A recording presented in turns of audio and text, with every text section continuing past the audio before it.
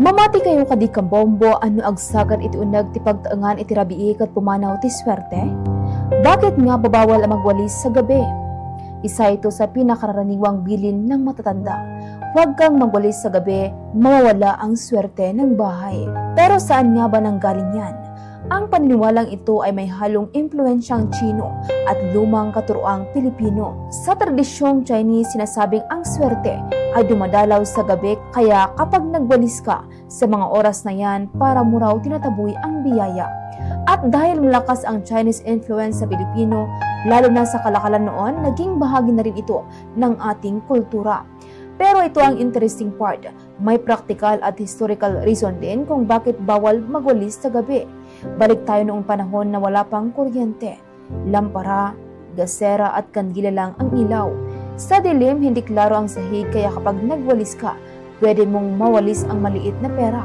Matapon ang karayom, botones o alahas, makasira ng gamit na hindi mo napansin.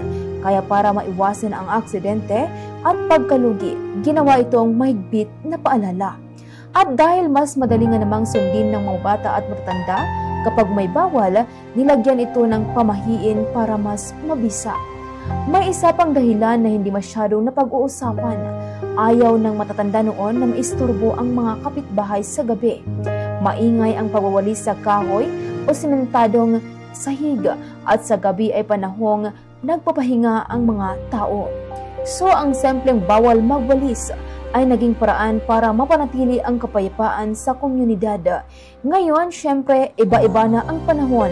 May ilaw na tayo, hindi na delikado at hindi naman talaga nawawala ang swerte.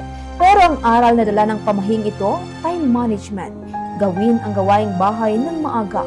Pag-iingat, maging maingat sa gabi. Pagpapahalaga sa tradisyon, kilalanin ang ugat kahit alam nating nag-evolve na ang kultura. Minsan, ang mga pamahin ay hindi lang takot, kundi paraan para protektahan ang pamilya sa panahon na limitado ang teknolohiya. At yan ang ating culture signal ngayong umaga, kung saan bawat araw may bago na tayong natutuklasang parte ng ating pagka-Pilipino.